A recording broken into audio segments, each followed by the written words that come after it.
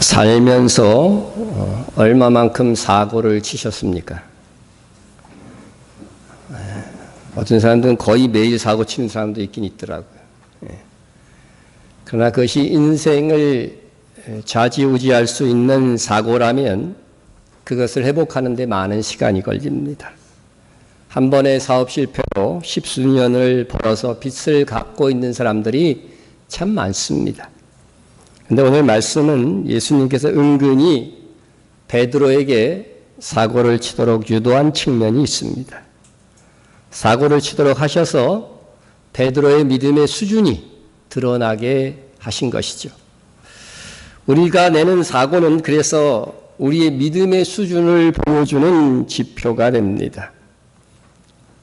예수님은 제자들만 갈릴리 바다 건너편으로 건너가도록 재촉하셨습니다. 제자들은 호수의 풍랑을 맞이하면서 고생을 하게 되었습니다. 그때 예수님께서 바다 위를 걸어오시니 제자들은 유령이라 해서 두려워 소리를 질렀습니다. 풍랑 속에서 유령과 같은 형상에 혼비백산한 것입니다. 그러나 예수님은 안심하라, 난이 두려워하지 말라 하시고 그 제자들을 안정시키려고 했는데, 그러나 그 정황 속에서도, 정신없는 상황들 속에서도 베드로는 주여, 만일 주님이시거든 나를 명하사 물 위로 오라 하소서. 꼭 물 위로 걸어야 되겠습니까? 근데 베드로는 이런 요청을 하게 됩니다. 그래서 예수님께서 의외로 물 위로 걸어오라고 하셨습니다. 그리하여 베드로는 물 위를 걷기 시작합니다. 배 안에 있는 제자들은 물 위를 걷는 베드로를 보고 순간 부럽기도 했을 것입니다. 나도 걷는다고 할걸 하면서 순간 부러워했을지도 모릅니다. 그런데 베드로는 웬걸 조금 걷는가 하더니 곧 물에 빠져가기 시작했습니다. 여러분, 주님이 명하신 일인데 왜 물에 빠져야 됩니까? 일단 주님이 허락하신 일이고 주님이 오라고 말씀하신 것인데 베드로의 어떠함에 상관없이 걸어야 하는 것 아닐까? 그러나 베드로는 빠졌습니다. 우리의 삶 가운데도 이런 일들이 발생합니다. 기도 중에 주님이 허락하셨습니다. 그런데 실패를 합니다. 어떤 분은 사업을 하는데 하나님께서 얻을 가게를 꿈에 쫙 보여주셨다는 거예요. 그래서 가게를 보러 갔는데 정말로 하나님께서 보여주신 가게와 똑같은 가게를 만나서 그 상가를 얻어서 사업을 했는데 망했습니다. 망했습니다. 제가 그 간증도 직접 듣고 망하는 것도 직접 봤습니다. 하나님이 보여주신 배우자를 만나서 결혼했는데 지겨워요. 왼수예요. 뭐 저런 인간을 하나님께서 붙여주셨나? 그런 생각이 듭니다. 하나님께서 사람을 잘못 알아보신 것인가? 그러나 하나님은 실수가 없으신 하나님이십니다. 하나님의 말씀대로 했음에도 불구하고 잘 안 되는 일들이 있습니다. 성경 사사기에도 보면은요, 하나님께서 분명히 그 전쟁을 가라고 그랬어요. 그런 데서 패합니다. 그것도 2번이나요. 아무 설명도 없이 이제 올라가라 그랬는데 전쟁 가갖고 패했어요. 2번이나. 하나님께서 이스라엘 백성들을 두고 사기를 친 겁니까? 하나님께서 하라 하시라고 한 일인데 왜 실패를 합니까? 무엇입니까? 무엇이 잘못되어서 그런 일들이 발생하는 것입니까? 그렇다면 하나님께서 너 실패해봐라 하고 허락하신 일이 아닐까? 그런 생각이 듭니다. 오늘 말씀을 통해서 어쨌든 답을 찾아봅시다. 베드로는 바다 위에 서 계신 주님이 있는 곳까지 걸어갈 수 있다고 확신하고 물 위로 발을 내디뎠습니다. 그런데도 놀라울 정도로 자기가 물 위에 서게 된 것입니다. 이 얼마나 놀랍고 신기한 일인가. 예? 그런데 안타깝게도 그는 얼마 버티지 못하고 물에 빠지기 시작했습니다. 예? 근데 여기서 성경은 베드로가 물에 빠졌다, 그래서 천봉되고 있다, 그렇게 말씀하지 않고 베드로가 빠져가는지라 그렇게 묘사하고 있습니다. 베드로는 완전히 물에 빠져서 허우적거리고 있었던 것이 아닌 것입니다. 예? 베드로가 배에서 내려 물 위로 걸어서 예수께로 가되 바람을 보고 무서워하여 빠져가는지라. 보통 물에 빠지면 한 번에 쑥 빠집니다. 빠져가는 게 없어요, 사실은. 예? 예? 두려워할 틈도 없이 그냥 물에 팍 빠지게 됩니다. 그래서 물을 먹고서 우엉우엉 하고 소리도 뭐 구해달라는 소리를 어떻게 질러요. 예? 근데 베드로의 경우는 달랐습니다. 발이 빠지고 무릎이 빠지고 허리가 빠지는 과정이 서서히 진행되는 것은 참 특이한 일이었다는 것입니다. 우리는 여기서 왠지 어느 날 갑자기 닥친 난관이 아니라 서서히 수렁으로 빠져가는 어떤 사람의 모습이 연상됩니다. 우리도 신앙생활하면서 당황하게 하는 것은 믿음으로 시작한 일이 서서히 기울어져 갈 때입니다. 하나님은 우리에게 기회를 주시기 위해 한 번에 크게 징계하지 않으십니다. 예?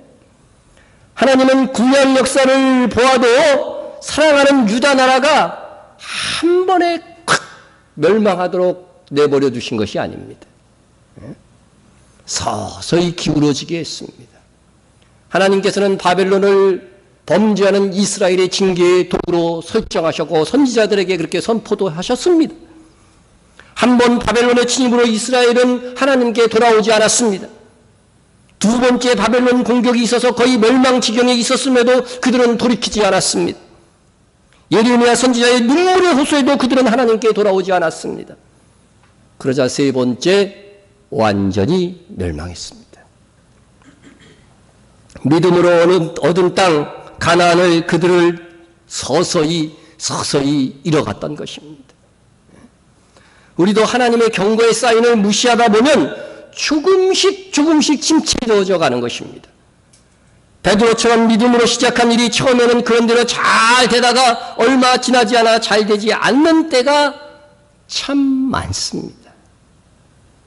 처음 예수를 믿었을 때 그 감격은 사라지고 어느새 매너리즘에 빠져서 교회 나오는 것이 형식적으로 되고 말씀을 들어도 감격이 없고 찬송을 불러도 기쁨이 없는 신앙으로 전락합니다. 이 정도 되면 하나님이 손보실 때가 된 거죠. 예. 물에 빠지는 위기를 주시는 겁니다. 그런데 서서히 그 위기가 다가옵니다. 예. 하나님이 충고하시고 그 다음에 작은 위기를 경험하게 하시고 그것을 조금 반복되게 하시고 나중에는 어떻게 돼요? 왕창 깨집니다. 정신을 차리기 위한 하나님의 방편입니다. 그때서야 우리도 베드로처럼 주여 나를 구원하소서 하고 외치는 것이죠. 꼭 얻어 터져야 정신을 차리고 주님의 도우심을 구합니다. 네? 여러분, 우리가 분명히 알아야 할 것은 하나님께서 우리에게 믿음을 주실 때에 그 믿음이 아무리 적은 믿음이라 할지라도 굉장한 잠재력을 가지고 있는 것입니다. 우리의 믿음은 믿음을 갖는 즉시 우리에게 구원을 가져다 주지만 처음부터 큰 믿음의 상태에 이르게 되는 것은 결코 아닙니다. 단 믿음은 모든 그리스도인에게는 잠재력을 가진 상태로 주어집니다. 그래서 우리가 그 잠재력 있는 믿음을 개발하고 키워내지 않으면 우리의 믿음은 능력으로 나타나지 못하고 마는 것입니다. 여호와의 눈은 온 땅을 두루 감찰하사 전심으로 자기를 향하는 자들을 위하여 능력을 베푸시나니. 네, 여러분 애운 말씀이죠. 하나님은 아무에게나 능력을 베푸시지 않습니다. 정심으로 하나님을 의지하는 자에게 능력을 베푸십니다. 그래서 정심으로 하지 않는 믿음의 생활은 오히려 안 믿는 사람보다요 더 피곤합니다. 그것의 전형을 보여주는 것이 바로 하나님이 애굽에서 구원한 이스라엘 백성. 그렇죠? 이스라엘 백성을 분명히 애굽에서 구원해냈어요. 그런데 이스라엘 백성이 광야에서 사는 모습은 뭐예요? 애굽에서 살던 때보다 더 못해요. 예? 구름기둥 불기둥으로 인도하시는 하나님의 돌봄 가운데 속에서도 그들은 참 피곤하게 살아갑니다. 혹 우리의 신앙이 그런 것은 아닌가? 믿음은 가졌지만 자꾸 옆을 봅니다. 세상의 힘을 보게 됩니다. 하나님의 약속이 있지만 그 세상의 위협 불확실성이 더 크게 다가오는 것입니다. 믿음의 분술물이 들어오는 거죠. 순수하지 못한 믿음은 능력으로 나타나지 못합니다. 이런 결과로 믿음은 있지만 안 믿었을 때보다 더 불행하게 살아가는 신자들이 참 많습니다. 3번에서 목회하시는 한 목사님이 있는데 이분이 변호사입니다. 돈 벌기 위해서 변호사는 안 하시고 사회봉사 차원에서 변호사로 일하시면서 목회도 하시는 분이십니다. 그런데 그걸 잘 알고 있으니까 교도소에서 이렇게 전화가 왔대요. 꼭 목사님을 만나고 싶어하는 사람이 있다고 해서 갔습니다. 만난 사람은 누구냐면 자기 아내를 죽인 사람이라는 거예요. 근데 이 사람이 교회에 안수 집사하고 구역장까지 했답니다. 그는 아내와 같은 시기에 신앙을 가졌대요. 신앙생활을 시작했고. 여자와 남자가 신앙생활하면 누가 먼저 신앙이 빨리 자랄까요? 답이 벌써 탁 나오네. 여자들이 말씀 듣는 시간이 더 많기 때문에 믿음은 들으면서 난다고 그러니까 그거 어쩔 수 없어요. 여자는 또 남자보다 더 종교적이에요. 남자보다 더 신비한 존재예요. 같이 신앙생활을 해도 여자들은 자꾸 뭘 좀 봤다 그래 자꾸. 하나님이 그렇게 만드신 거지요. 그런데 여자가 신앙생활을 너무 열심히 한 나머지 조금 가정생활이 점점 등한시해지고 같은 신자인데도 싸움이 벌어진 겁니다. 차라리 남편이 불신자이면 그래도 신경을 좀 쓰는데 같은 신자니까 교회 일 하는 거니까 이해해 주겠지 이렇게 하다가 교회 일만 너무 열심히 한다는 문제를 가지고서 한번 세게 싸웠답니다. 싸우다 보면 뭐가 나요? 화가 나죠. 화가 막 치민 겁니다. 그래서 아내 목을 확 졸라버렸대요. 졸을 때는 이거 죽이려고 쪼는 거 아니죠. 장난이었다는 거예요. 장난이었다는 거죠. 그때까지는 장난이었다는 거예요. 근데 좀 혼내주려고 그랬는데 목이 졸으면서 화가 치밀더래요. 그래서 조금도 목을 쥐고 있었는데 그만 죽은 거예요. 그것이 끝이었습니다. 이분 천국 갈 수 있을까요? 예수 믿었으면 가겠죠. 회개하고. 예수를 믿지 않았더라면 차라리 더 행복했겠다. 그런 사람들이 있습니다. 왜 그렇게 능력 없는 그리스도인들의 삶을 사는지 안타깝습니다. 우리의 믿음이 사랑과 인내와 소망의 능력으로 나타나야 되는데 오히려 미움과 분쟁과 파괴로 나타날 때도 있다는 것입니다.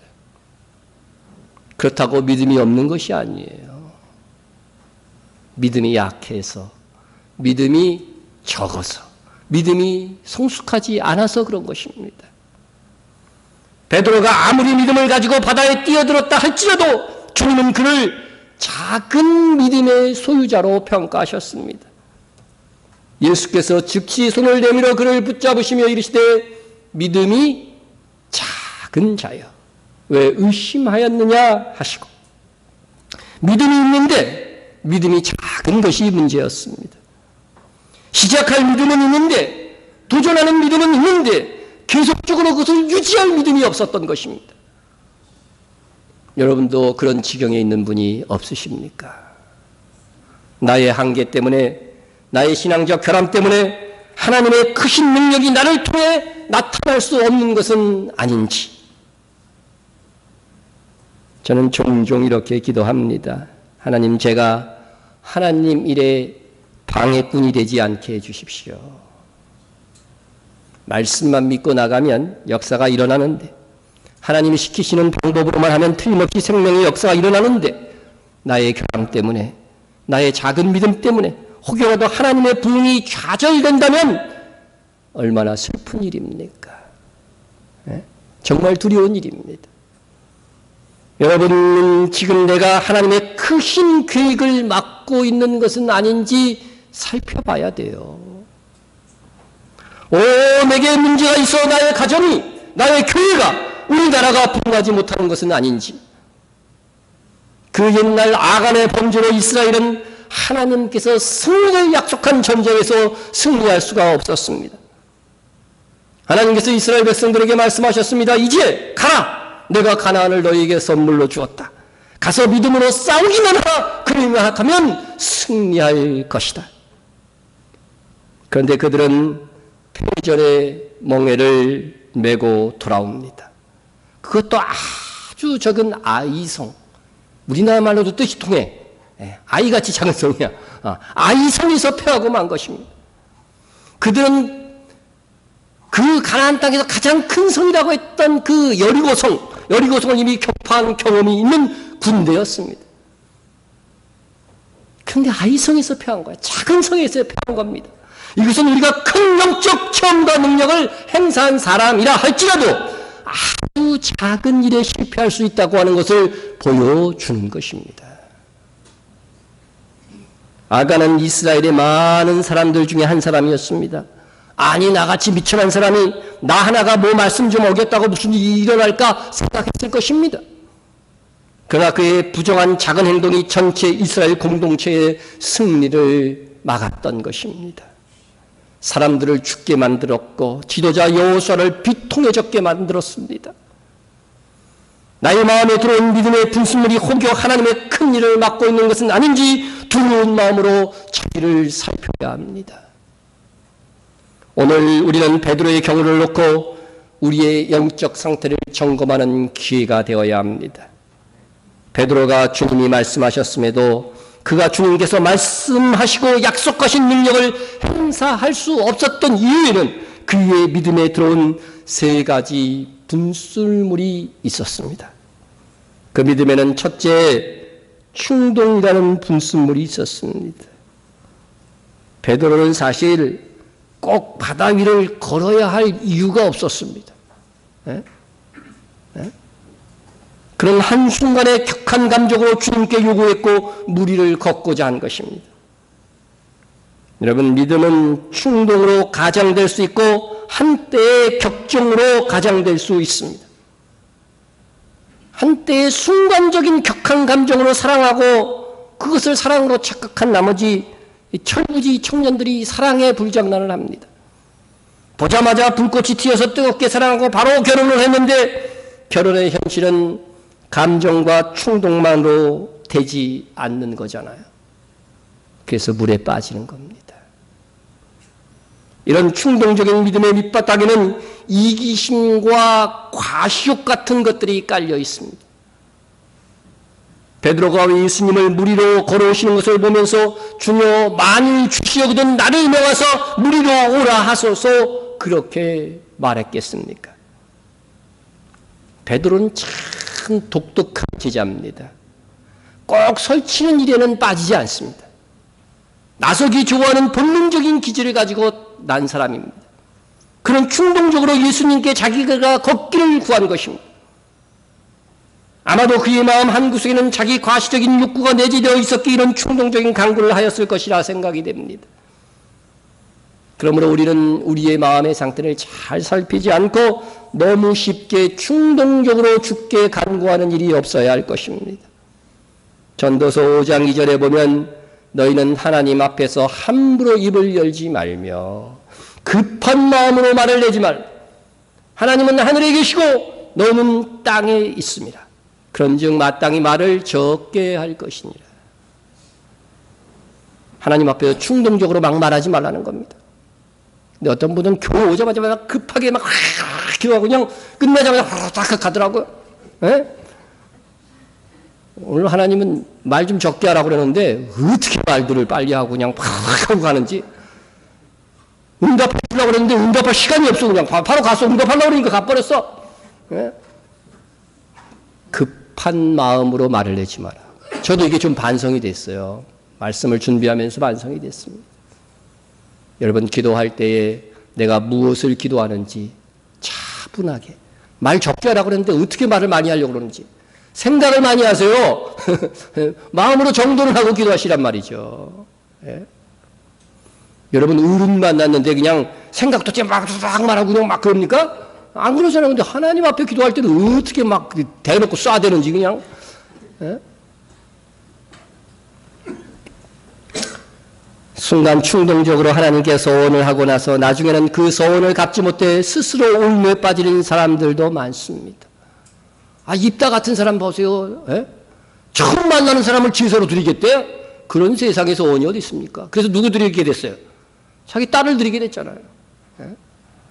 성숙하지 못한 신자들은 하나님께 기도하는 기도 제목을 보면 압니다. 너무 쉽게 아무거나 간구하는 것입니다. 우리는 우리 생각 속에서 정리되지 않은 무엇을 기도하고 있지 않는지 살펴야 됩니다. 내가 기도한 이것이 무엇을 위한 것인가? 단순히 나의 삶을 하기 위한 것인가? 하나님께 영광을 돌리기 위한 것인가를 생각해보고 살펴야 됩니다. 왜 내 기도에 힘이 없는가? 응답이 느껴지지 않는가? 거기에는 다 이유가 있습니다. 우리의 기도는 예수의 이름으로 해야 된다고 했습니다. 그것은 다시 말하면 예수의 정신으로 해야 된다는 것이지요. 우리의 기도의 제목이 진중한 검토 없이 충동적으로 하게 되면 본능적 기도밖에는 할 수 없게 됩니다. 하나님 나 이거 부족해요. 이거 주세요. 그래서 하나님께서 주시면 또 다른 것 다오 하다가 끝나는 겁니다. 영적 어린아이 단계를 벗어나지 못하는 것입니다. 거머리에게는 두 딸이 있어 다오 하느니라. 예? 만족할 줄 모르고 아버지에게 거머리처럼 딱 붙어갖고 주세요 또 주세요 두 딸의 모습이 연상됩니다. 이런 딸 둘만 두면 집안 거덜납니다. 하나님께 거머리처럼 붙어가지고서 아버지의 영광을 위해서 효도할 생각은 하지 아니하고 주세요만 외치는 신자가 되지 말라는 겁니다. 그러므로 우리가 어떤 간구를 할 때에는 내가 구하는 것이 무엇이며 왜 이것을 구하며 이 간구가 응답되면 어떻게 할 것인지 진정 하나님의 영광을 위한 구한 것인지 일시적인 감정으로 하는 것은 아닌지 점검해 봐야 한다는 것입니다. 그거 점검하고 기도하면 말이 적어질 수밖에 없죠. 네? 막연한 어떤 감정이나 충동을 믿음으로 착각하고 일을 시작하면 그 감정과 충동이 가라앉고 현실이 주어질 때 물에 빠지는 사고가 일어납니다. 믿음은 감정에 의한 충동이 아닙니다. 우리의 감정이나 환상을 추구하는 신앙에서 우리는 벗어나야 하는 것입니다. 그러므로 우리가 하나님의 말씀을 듣고 결단할 때 정말 삶의 희생과 헌신이 있어야 함을 각오해야 됩니다. 분명히 예수님께서는 자기 십자가를 지고 따르라고 했는데 나는 무조건 잘 돼야 돼. 기도 제목을 보면 다 그래. 십자가를 지기 위한 기도는 안 해. 그러면 이건 뭔가 잘못된 거죠. 예? 또한 내가 행하는 일이 하나님을 사랑하는 진지한 성찰에서 나온 것인가 그거를 점검해야 되는 것입니다. 예? 그래야 충동적인 신앙이 되지 않고 지속하는 꾸준한 충성이 될 수 있습니다. 둘째, 베드로에게는 공포, 다시 말해서 두려움이라고 하는 불순물이 있었습니다. 베드로는 공포를 가지고 있었습니다. 이것이 물에 빠지는 직접적인 원인이 되었습니다. 5만 번 응답받은 기도 응답을 받은 쪼지 밀로는 염려 혹은 두려움의 시작은 믿음의 종말이요. 믿음의 시작은 두려움이나 염려의 종말이다. 그렇게 말을 했습니다. 기도하면서 염려합니다. 기도했는데도 두려움이 남아 있습니다. 그러면요, 믿음이 생길 때까지 기도해야 되는 거죠. 염려를 물리칠 때까지 기도해야 됩니다. 조지 물러가 그렇게 많은 기도 응답을 받을 수 있었던 것은 기도한 후에 하나님께서 나에게 가장 좋은 시기와 방법으로 응답하실 것이라고 하는 하나님에 대한 신뢰였다고 하는 것입니다. 그래서 언제 응답하실까 늘 기대감을 가지고 그 기도의 제목이 어떻게 이루어질까 하는 것을 점검하고 주시했다고 하는 겁니다. 하나님을 정말로 믿으면 근심 걱정이 사라집니다. 두려움이 없어. 예수의 이름으로 하나님의 뜻대로 구했다는 확신이 있으면 그 다음에는 두려움이 없어야 합니다. 우리의 두려움은 우리의 믿음의 불순물이 되어서 기도 응답에 부정적인 영향을 미칠 수밖에 없어요. 우리는 정말 하나님을 하나님답게 믿어야 됩니다. 하나님이 명하시고 약속하신 것이라고 하면 믿고 그대로 해야 하는 것입니다. 두려워한다는 것은 하나님을 믿지 않는다는 거예요. 내가 너 보호해 줄게 그랬는데도 계속 불안해. 그러면 어떻게 돼요? 저를 못 믿는 거죠. 그와 똑같은 거예요. 하나님께서 약속하셨는데도 불안해한다고 한다면, 두려워한다고 한다면 그것은 하나님에 대한 믿음이 아닌 것입니다. 베드로를 보고 무리로 걸어오라고 하신 분이 누구셔서요? 예수님 하나님의 아들이셔요. 하나님의 아들은 하나님이시잖아요. 하나님의 아들이 말씀하신 것인데도 그분이 그것을 가능하게 할 것이라는 것을 정말 믿지 못한다고 하고 두려움을 갖는다고 한다면 그것이 이루어지면 또 문제죠. 하나님께서 가나안 정복 전쟁을 앞둔 여호수아에게 이렇게 말했습니다. 가나안을 정복하는 것은 칼과 창에 달린 것이 아니다. 이스라엘은 변변한 무기도 없었고 상대편은 철병거도 있고 대단한 무기가 있는 가나안 민족이었어요. 그러니까 이 전쟁은 칼과 창에 달린 것이 아니다. 내 말을 믿느냐 믿지 못하느냐에 달린 싸움이라고 하는 것입니다. 객관적으로 보기에는 가나안이 강합니다. 우리가 세상을 살아갈 때도 똑같다고 하는 것입니다. 그래서 여호수아에게 내 말을 믿는다고 한다면 두려워하지 말고 적장의 무기, 저중에 강한 거인들 두려워하지 말고 싸우러 나가라. 내가 너에게 승리를 주겠다. 이는 너희는 두려워하지 말고 나 하나님을 믿고 나가서 싸우기만 하라고 하는 것입니다. 그럼 승리는 뭐라고요? 따논당상이라는 거죠. 하나님이 이렇게 말씀하셨습니다. 내가 네게 명령한 것이 아니냐. 강하고 담대하라. 두려워하지 말며 놀라지 말라. 내가 어디로 가든지 내 하나님 여호와가 너와 함께 하느니라. 여러분, 내가 네게 명령한 것이 아니냐는 거예요. 예? 하나님이 내가 명령한 거야. 그러니까 두려워하지 말라는 겁니다. 그러면 승리할 것이다. 어떻게 하나님은 내가 명령한 것을 행하면서 두려워할 수 있느냐고 하는 것입니다.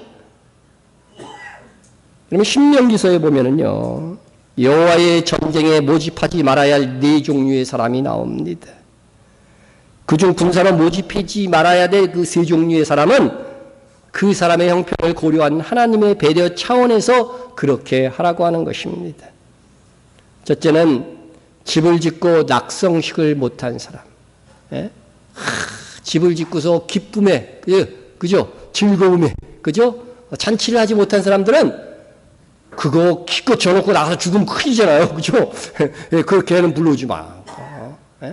두 번째, 약혼을 하고 첫날 밤을 지내지 못한 사람. 아유, 그냥 결혼하는 날 적정이 나버렸네. 이런 사람 절대로 데려오지 말라는 거죠. 나중에 보면 1년 동안요. 결혼하고 1년 동안은 전쟁에 데려오지 말라고 돼 있어요. 그 다음에 포도원을 만들고 그 열매를 아직 따먹지 못한 사람. 정말 포도원 그 개간에서 만들려면 얼마나 많은 수고를 해야 되는지 아십니까? 농사 안 지어본 분들은 몰라요. 포도원 만들고 그랬는데 아직 열매를 한 3년이 돼야 열리는데 이게 포도원은 다 갖고 놨는데 열매를 한 번도 따먹지 못했으면 따먹을 때까지는 놔둬라. 참, 저는 이 말씀을 보면서요, 하나님이 참 인간적이다. 저 같으면은 그런 거 때려치고 빨리 나와! 전진하고 매진해야 돼! 막 이랬을 텐데 하나님은 그렇게 안 하시네. 그러니까 여러분이 어느 정도 수고한 후에요, 정말 여름에 한번 휴가 가고 수양에 가고 여행 가고 그런 거에 너무 죄책감 느끼지 마세요. 시원하게 놀다가 가는 거는 좀 문제가 있겠지만 수고한 다음에 그렇게 또 가고 누리고 하는 것들은 하나님 보시기에 참 좋은 겁니다. 예? 하나님도 싫어하셔요. 그냥 돈은 많은데 맨날 밥 먹는 건 짜장면만 먹는 그런 거 하나님 그렇게 기뻐하는 거 아니에요. 예? 가끔은 좀 풍성하게도 먹고 잔치도 하고 그러기를 하나님은 기뻐하십니다. 그런데 한 가지 전쟁에 동원하지 말아야 될 부정적인 조건에 해당하는 사람이 있습니다. 그런 사람이 누구냐? 두려워하는 사람입니다. 책임자들은 또 백성에게 말하여 이르기를 두려워서 마음이 허약한 자가 있느냐?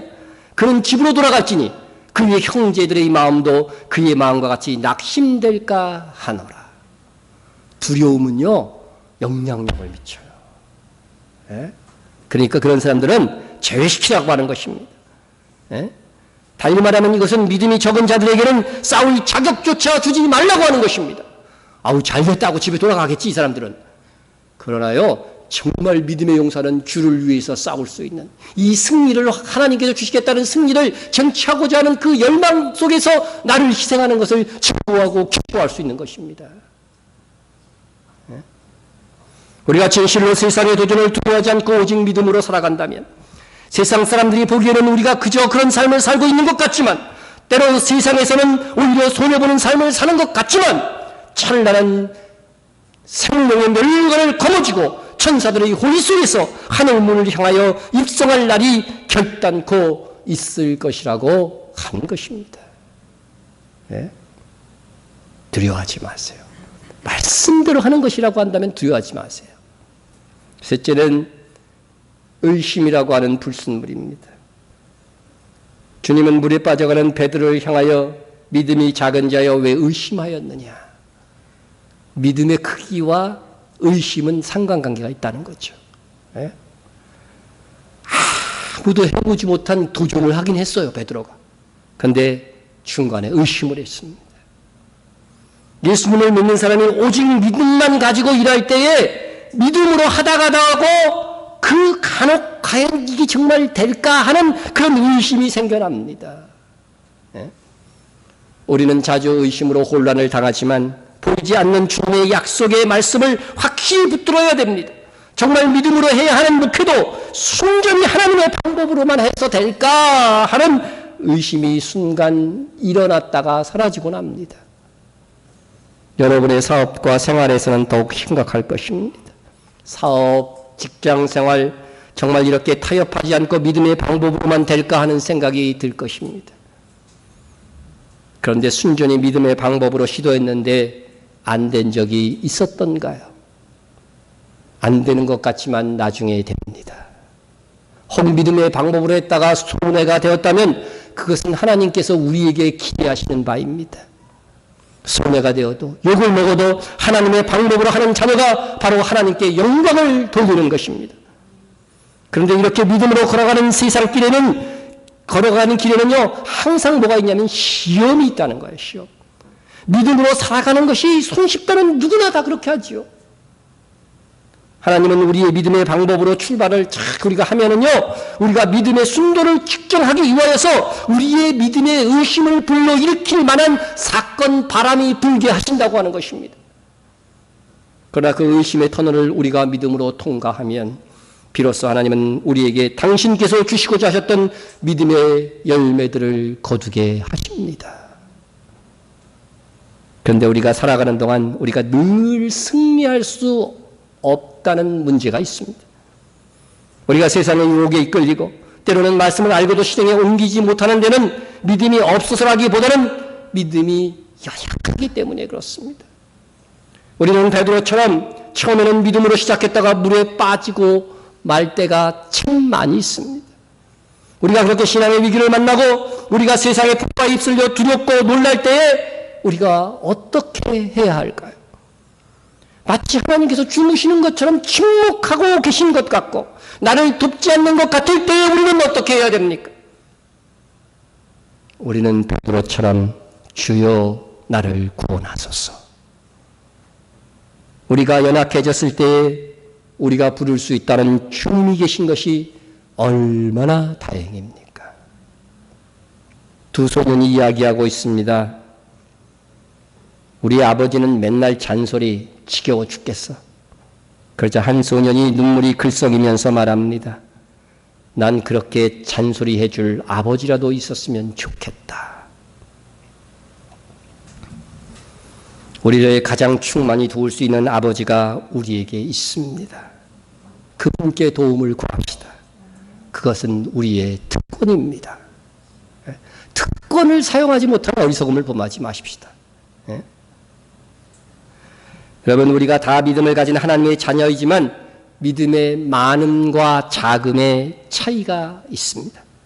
어떤 분은 믿으면 믿는 거고 안 믿으면 안 믿는 거지 믿음의 많고 적음이 어디 있느냐 그렇게 말을 합니다. 여러분, 물론 예수 그리스도를 믿는 믿음은 그렇게 설명할 수 있지만 우리의 삶에서 성경을 보면 능력으로 역사하는 믿음이 있어요. 그것에는 많고 적음의 차이가 있습니다. 주님은 베드로에게 믿음이 없는 자여라고 말씀하지 아니하시고 믿음이 작은 자여 그렇게 말했습니다. 믿음이 작으면 주님이 약속하신 말씀이 있어서 세상에 풍랑이 불어올 때에 그 삶의 위기가 의심을 자아낼 수밖에 없다는 것입니다. 세상을 바라볼수록 믿음이 작은 자가 됩니다. 하나님의 말씀에 대한 의심이 생겨납니다. 결국 이러한 말씀에 대한 의심은 말씀대로 행하지 못하는 결과를 가져옵니다. 그렇다고 그가 하나님의 자녀가 아닌 것은 아닙니다. 믿음이 적을 뿐입니다. 그래도 그나마 작은 믿음이나마 있는 사람은요, 어떤 결과를 가져오냐면요, 이 위기에서 주님을 찾습니다. 주님을 찾아. 여러분, 교회에 똑같이 나오지만 믿음이 있느냐 없느냐는 언제 알냐면요, 이 정말 고난의 풍랑이 팍 일 때에 하나님을 구하고 더 예수님께 나오는 사람은요, 믿음이 있었다는 증거예요. 그러나 고난 속에서 교회를 떠나가는 사람은요, 믿음이 없었다고 하는 증거입니다. 참으로 작은 믿음이라고 가진 사람은요, 주저 날 구원해 주소서 그렇게 부르짖게 됩니다. 그러나 너무 오래 버티다가 주님께 요청하지는 마십시오. 물 다 먹고 고통의 저 밑바닥까지 다 경험하고 돌아오는 어리석은 자녀가 되지 마십시오. 탕자처럼 되지 말아요. 베드로가 어떻게 됐어요? 빠져가는지라 그랬죠. 빠져가는지라. 허리쯤 빠졌을 때는요, 그래도 어떻게 좀 그랬죠. 그죠? 데미지를 입지 아니하고 구원받을 수 있습니다. 그런데요, 목줄은 빠지는 거예요. 그러면요, 아주 애쓸 만큼 에너지를 다 소비한 다음에 어떻게 돼요? 구원받는 것입니다. 근데 아주 그냥 그때까지도 버티다가 자기 힘으로 어떻게 해보려고 하다가 머리까지 다 빠졌어요. 그러면요, 물 다 먹고 정말 죽다 살아나는 것입니다. 남은 게 없는 거예요. 몸까지 다 망가진 후입니다. 그러므로 여러분이 수렁에 빠졌을 때에 깨닫는 순간 주님께 손을 내미세요. 주님, 날 도와주세요. 나는 면목이 없어서 기도 못하겠어. 하도 그냥 나는 주님 구원하여 주소서 내가 거의 나는 매주 해요. 나는 어떤 사람은 매일 한다고 하는 사람도 있는데. 면목이 없어서 더 이상 기도하지 못. 그러면은 방법이 없는 거잖아요. 더 큰 수렁으로 빠져들어가는 것입니다. 믿음의 결핍으로 생겨난 문제는 우리 주님만이 해결하실 수 있습니다. 우리가 작은 믿음으로 말미암아 삶의 위기가 왔습니다. 주께 부르짖읍시다. 우리가 살아가는 동안 믿음으로 시작한 일이 실패합니다. 기도 응답받고 한 일에도 잘 안 되는 일들이 생깁니다. 이것은 다 믿음의 작음에서 오는 사고입니다. 우리가 이 영적 원리를 알아야 됩니다. 믿음으로 시작한 일은 더 큰 믿음으로 진보해 나갈 때에만 그 일의 성취를 맛볼 수가 있습니다. 그럼 작은 믿음에 머물러 있는 우리가 더 큰 믿음의 진보를 보이려면 어떻게 해야 될까? 베드로가 작은 믿음 때문에 사고를 쳤지만 그 위기에 빠졌을 때에 주여 나를 구원하소서 외쳤습니다. 주님께서 그를 위해서 일하실 기회를 드린 겁니다. 여러분, 환난 날에 우리가 하나님께 부르짖으면은 그래서 하나님이 구원해 놓으면 누구 영광이에요? 우리 영광 같잖아요. 근데 성경은 뭐라고 그래요? 하나님을 영화롭게 했다고 돼 있잖아요. 자녀가 도움을 요청했어요. 그럼 다 도와줬어. 그러면은 누구 영광이요? 그 아버지 영광이야, 아버지. 네? 내가 아버지가 능력이 있어서 내가 다 너 구원해줬잖아. 그러면 아버지가 기쁜 거예요. 성경이 그런 논리를 얘기를 하고 있거든요. 네? 폰 진센도르프 백작은 이렇게 말했습니다. 예수님은 당신에게 무엇을 해드리는 사람보다 무엇을 해 주실 수 있도록 기회를 드리는 사람을 더 고맙게 여기신다. 여러분, 우리가 다 하려고 하는 것은 믿음이 아닙니다. 또한 우리가 아무리 다 하려고 해도 다 할 수도 없습니다. 믿음은 오히려 인간의 한계를 인정하고 하나님께서 나를 위하여, 교회를 위하여, 민족을 위하여 하실 수 있도록 그분께 기회를 드리는 것입니다. 여러분 보십시오. 믿음이 있는 곳에는 하나님께서 능력으로 일하시는 자리였지 우리가 일하는 자리가 아니었습니다. 주님의 역사는 항상 믿음이 있는 곳에서 역사하셨습니다. 백부장의 믿음, 회당장의 믿음, 수로보닉의 여인의 믿음, 바디모의 믿음, 그들의 믿음을 보시고 그들을 고치셨습니다. 그들의 믿음이 있다고 그들의 능력을 행하였습니까? 그들은 최선을 다하고 믿었을 뿐입니다. 그랬더니 주님이 하나님께서 역사하시고 능력을 베풀어 주신 것입니다. 홍해 바다를 누가 갈랐어요? 모세가 쫙 해서 갈라졌으니까 모세가 가른 것입니까? 네? 모세는 말씀하신 것을 그대로 이스라엘에게 선포하고 건너고 가고자 한 것입니다. 그게 믿음인 거죠. 네? 하나님께 일할 기회를 드리는 것이 참 믿음이라고 하는 것입니다. 마태복음 9장 이전에도 예수님께서 침상에 누운 중풍병자를 이렇게 가지고 온 사람들을 이렇게 보시고 그들의 믿음을 보시고 중풍병자를 고쳤다고 했습니다. 믿음은 우리가 할 수 있는 것은 우리가 하는 것입니다. 그러나 우리가 할 수 없는 것은 기도하고 하나님의 지혜와 능력에 맡기는 것입니다. 믿음은 하나님께서 망하라고 하시면 망해야 되는 겁니다.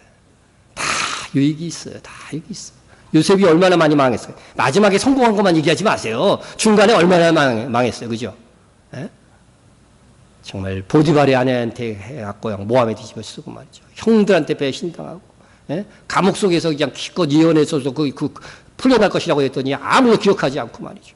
계속 실패였어요. 망하라 하시면 망하겠나이다. 그러나 그것이 합력하여 선을 이룰 것을 믿는 것이 믿음입니다. 오늘 말씀에서 베드로는 무리를 걷다가 빠졌습니다. 사고를 친 것입니다. 그래도요 긍정적으로 생각하면 그는 사고를 치는 믿음이라도 있었습니다. 사고 치지 않는 믿음이 위대하다고 생각할 수 있지만 그는 아무것도 하지 않는 신앙일 수 있다는 것입니다. 베드로가 다른 제자들처럼 배 안에 있었다면 이런 실패도 맛보지 않았을 것입니다. 베드로는 작은 믿음으로 인한 꾸중을 받았지만 배 안에 있는 다른 제자들보다는 더 믿음이 있는 제자였습니다. 안정적으로 보이는 일만 하는 것은 믿음이 아닙니다. 우리가 가능하다고 여기지는 일만 하는 것은 믿음이 아닙니다. 베드로는 예수님께서 무리로 걷는 것을 보고 자기도 예수님의 능력으로 걷고 싶었던 것입니다. 그 배에는 제자들만 있었던 게 아니거든요. 베드로에게는 시도하고 도전하는 믿음이 있었습니다. 비록 그것을 유지할 수 있는 큰 믿음은 없어 물에 빠져갔지만 말입니다. 오늘날은 이렇게 사고치는 믿음조차 그리운 시대입니다. 일단 도전하고 일단 싸우고자 하는 믿음조차 상실한 기죽은 신자들이 질비하기 때문입니다. 베드로는 그래도 시도했습니다.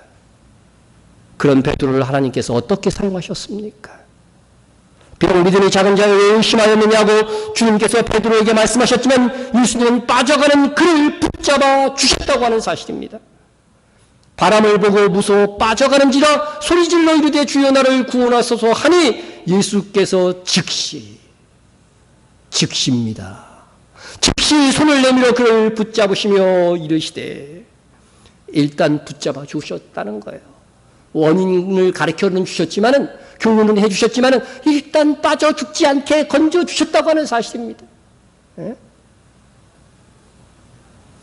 우리의 믿음이 어찌 처음부터 큰 믿음에 이를 수 있겠습니까? 베드로도 그렇지 못했는데 작은 믿음으로도 겁없이 도전해보면서 사고도 치면서 가는 것입니다. 우리의 선교도 겁없이 시도해서 사고를 치면서 여기까지 왔습니다. 그렇다고 사고 치는 믿음을 너무 정당화해서는 또 안 됩니다. 하나님이 감동을 주실 때에 깊이 상고하고 우리의 희생까지도 각오하고 시도하는 것이 있다고 한다면 그것은 하나님께서 기뻐하시는 도전하는 성숙한 믿음이 됩니다. 우리가 때로는 사고치는 믿음에서 하나님께 구원을 요청해야 됩니다. 그러나 더 좋은 것은 처음부터 베드로의 경험을 교훈 삼아서 흔들리지 않는 견고한 믿음으로 도전한다면 착오와 낭비의 시간을 줄이면서 하나님의 큰 일을 감당할 수 있습니다. 우리 모두 사고치는 믿음에서 더 성숙한 신앙으로 나아갈 수 있기를 주의 이름으로 축원합니다. 네, 통성으로 한번 기도하겠습니다. 네. 충동적인 신앙이 아닌 의지와 헌신과 희생이 담긴 믿음의 결단을. 여러분, 하나님의 위대한 일들은요, 이기적인 기도 제목이 아닙니다. 내가 희생한다고 하는 주님께 정말 충동적인 것이 아니라 나의 희생을 담보하는 것이라는 것을 내 생각 속에서 분명히 인지하고서 믿음의 결단을 해야 되는 것입니다. 세상 풍파 속에도 의심을 이겨내고 두려워하지 않는 믿음을 주옵소서. 베드로는 풍랑을 보고서 의심을 가졌는데 우리는 풍랑을 보고도 의심하지 않는, 두려워하지 않는 믿음을 주옵소서 하고 기도하시기 바랍니다. 비록 사고치는 믿음일지라도 도전적인 믿음, 어려움 속에서도 주께 부르짖는 믿음을 주옵소서. 그래도 베드로는 주께 부르짖어 붙잡음을 받았던 것처럼 우리도 우리에게 있는 어떤 문제들이 있다고 한다면 부르짖으세요. 주께 도움을 요청하세요. 구원해 주세요 하고 기도하시기를 바랍니다. 우리 동성으로 기도합니다. 사랑하는 하나님 아버지 감사합니다. 충동적인 신앙에서 벗어나게 하여 주옵소서. 아버지 분명히 생각하고 하나님 앞에 기도할 때에 아버지 하나님이 정말 하나님은 하늘에 계시고 우리는 땅에 있음을 기억하면서 분명한 나의 의지와 헌신과 결단을 담보하고 아버지 하나님 우리의 모든 일들을 행할 수 있는 지혜를 주시옵소서. 기도할 때도 말을 함부로 내지 않도록 지혜를 주시옵소서. 세상 풍파에도 의심을 이겨내게 하여 주시고 아버지 하나님의 의심을 이겨내고 또한 두려워하지 않는 담대한 믿음을 주시옵소서. 강하고 담대하라고 했사오니 말씀대로 걸어가는 길 속에서 두려움을 이기고 담대하게 성숙한 믿음으로 나아갈 수 있는 저희들 되어지게 하여 주시옵소서. 비록 우리가 사고치는 믿음이라고 할지라도 아버지 베드로처럼 도전적인 믿음을 갖고 매진할 수 있게 하여 주시고 어려움 속에서도 늘 주께 부르짖는 아버지 하나님의 기도의 생활들 그리하여 더욱더 강인한 믿음으로 우리에게 주신 하나님의 사명들을 잘 감당할 수 있는 저희들이 되게 하여 주시옵소서. 예수님의 이름으로 기도드립니다. 아멘. 우리의 실패를 성공으로 도우시는 하나님, 비록 우리가 주님의 일을 한다 하면서도 사고를 많이 내지만 늘 수습하여 도우시는 하나님을 믿습니다. 우리가 환난 중에 주께 부르짖어 하나님을 영화롭게 하는 자 되기를 원합니다. 이제 사고를 내는 성도에서 더욱 성숙한 신자의 교회가 되기를 원합니다. 어린아이처럼 충동적인 감정에서 벗어나게 하시고 두려워 요동하는 믿음이 아닌 두 마음을 품어 의심하지 않는 견고한 믿음의 용사가 되게 하옵소서. 그리하여 우리의 형편과 나이와 능력에 상관없이 하나님의 능력으로 하나님의 큰 일을 감당하는 교회요 성도가 되게 하옵소서.